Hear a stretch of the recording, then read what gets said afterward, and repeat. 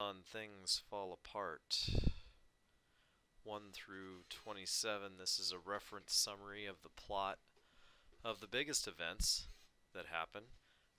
There's a unique style with this, so although these are the biggest events, these are not all of the events, and they're not necessarily the only events that are going to be on the test, but they are the biggest events. If you're reading along, you'll understand. They have a interesting way of telling a story where it gets interrupted by a lot of other stories. Okonkwo beats Amalinzi. He becomes the best villager in all the 9 villages. This is the very beginning of the novel. This is how it breaks out. And Okonkwo's big moment as he's a teenager, a young man, 19, 20, something like that. Unoka, his dad, immediately following. We get to see what kind of a deadbeat he is. He won't pay his debts. He has a man come showing up and he's looking for his money because he loaned it to Unoka, and he can't take care of what he needs to take care of. He's got a big ceremony he wants to do, and he can't do anything with that unless he gets that money. No, no, Unoka's not worried about it at all. Shameless. I'm not going to pay you back ever. He owes a lot of people money. Look at that wall over there, just covered with people that I owe money with. I'm not going to pay you. You come back some other time. I'll pay you when I get a chance. And just sends him away. Cut to a bell or a gong in the middle of the night wakes Okonkwo up, and now he's older again, and he's not a young kid, and so it's a flash back and forth kind of a type of storytelling. There's a meeting going to be called in the morning. 10,000 warriors are sitting in the market square. The story of Ogbuefi Udo's wife being murdered is going to be told. It is decided to send Okonkwo to notify the other village. It will be war or it will be terms. Okonkwo's village was feared for its violence, so a virgin girl and a boy was given to Okonkwo to take home. War is avoided. Then there are reparations. The girl went to Ogbuefi Udo to replace his wife, who was murdered. And the boy, Ikimefuna, he stays and lives with Okonkwo. Okonkwo's family actually has 3 wives, 8 children, a barn full of yams. He's very prosperous. He rules the heavy hand. He's angry and short with everyone. Unoka once went to the priestess of Agbala and asked why his crops failed and why he did not prosper. The priestess said he was known throughout the land for his lazy work, and he was a lazy worker. He never got anything done. And she basically says lazy work creates poor results. You need to work a lot harder. Don't just blame it on the gods. Don't just say that you offer up offerings and you expect everything to be handed to you. You've got to work hard, and everybody knows it. And you don't, and everybody knows it. This affects Okonkwo heavily. I mean, they're very social, and he's knows that in his all of the people around as he grows up do not respect his father. The death of Unoka is a sad scene. He is considered ill-fated. After he's died, they look back on him and say, "Oh wow, something bad came for him." So that even implies that his lifestyle is looked down on. You shouldn't try to be like Unoka.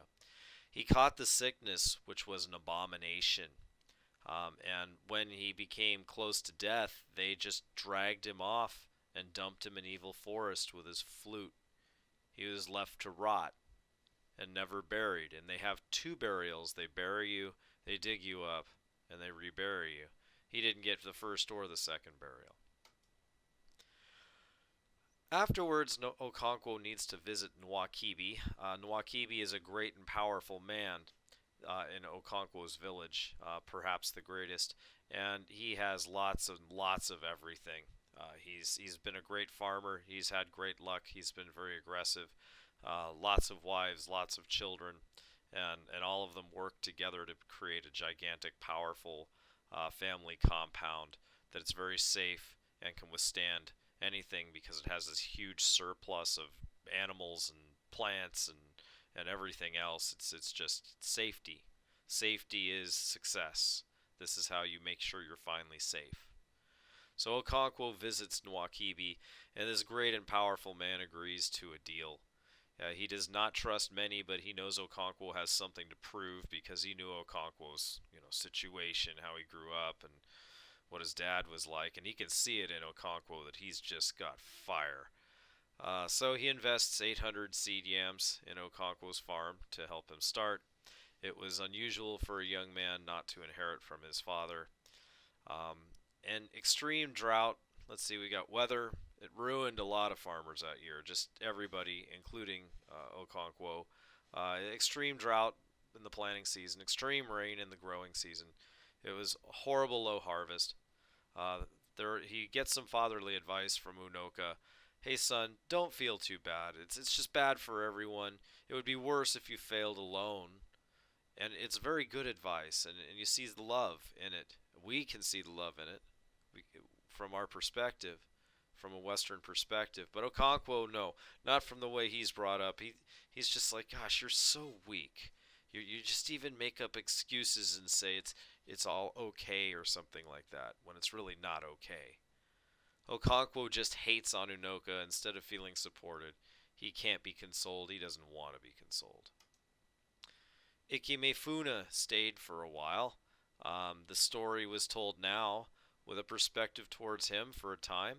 Okonkwo eventually calls the boy son, and Ikemefuna eventually calls him father. There's a bit of a feel-out process, and a few light things are talked about, carrying a stool to things and stuff like that. There's a few various anecdotes in there that talk about how they started getting closer and closer. Okonkwo breaks the week of peace, as next mentioned. Again, the threads just keep going and moving throughout this thing. Ojiugo is not at home to prepare his meal, Okonkwo's meal. Ojiugo is his wife, one of his wives. He becomes furious and he beats her when she returns from visiting with her friend. He was visited by Ezeani, the priest of the earth goddess Ani. I should say, it would have been okay for him to be furious and beat her up if it was anything but the sacred week. And that's mentioned in there.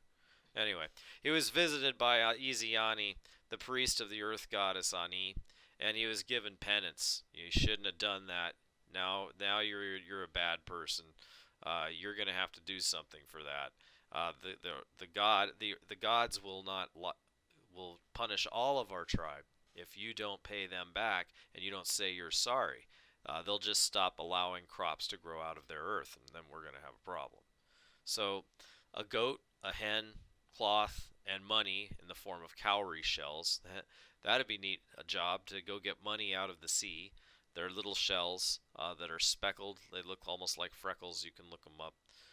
Anyway, a goat, a hen, cloth, and money in the form of cowrie shells were to be sacrificed. And he does actually sacrifice them. And he feels bad for what he has done.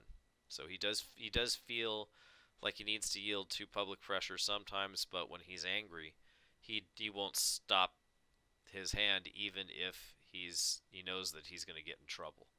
So he's got a temper that makes him break rules. Takeaways. There are a lot of smaller side stories mixed in, obviously. Oh my gosh, it's twisted in lots and lots of different ways, lots of different threads. Umuofia's war magic is represented by Agadinwayi, or Old Woman hopping on one leg. And Okonkwo has major hate for his father. He blames him for the whole family suffering, and he is driven by the shameful memory of his own childhood to work extremely hard. The method of telling the story is often broken up with other stories intertwined. The thread of chi is introduced, and the concept associated, there's a lot of different levels of chi in this, I'm certain, in this religion and of these people that no longer are together. And I'm not going to even begin to say I understand any of it, but one part of it that just seems to be mentioned enough so I can get an understanding of it is that you make your own luck. If you push really hard to make things happen, then good things happen for you and then you grow big. And if you don't push really hard to make things happen, then good things don't necessarily happen to you. You have a certain amount of push over your own fate, that kind of a thing, and that amount of chi I kind of understand. Your chi looks out for you, your chi guides you, your chi does a lot of different things. You'll hear references to that throughout the novel. Okonkwo, this is another takeaway, is a one percenter. We're actually reading about a one percenter. He grew up in the baddest, most feared village, and his father was terribly weak, so he barely had anything, and he had to scratch a life out, and things were just never easy at all for him. So he got everything he has earned through extremely huge effort, um, and he has a personal drive that makes him more aggressive and stern than anyone else. He has been rewarded for his aggressive, angry driven tendencies, and he sometimes drinks wine from his first human head at festivals. This guy really has got all the psychology because of his upbringing and his extra suffering and how hard he's had it. He is motivated like very few other people are to be aggressive, and he gets rewarded for it. So yeah, he's a real tough case. But that's to be noted as we read that. There might be others who maybe would be a little bit lighter handed than him, but because he grew up like that, that's the way that it was, and that's also part of the story. That's if you grew up like that, that's the way you might become too.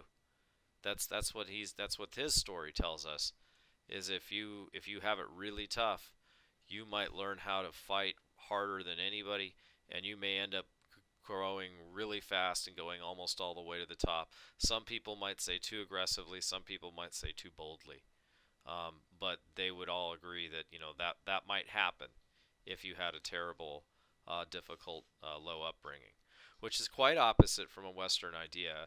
Western idea is if you have a terrible low upbringing, you wouldn't get that super fire, and you wouldn't have that that drive to go do it. Instead, it would be you have everything against you. You wouldn't have a chance, and he didn't. He didn't have the chance, but he went out and he fought for it, and it seems like that's either valued or maybe even common. I don't know. Maybe it's uncommon, and that's why they noted the story.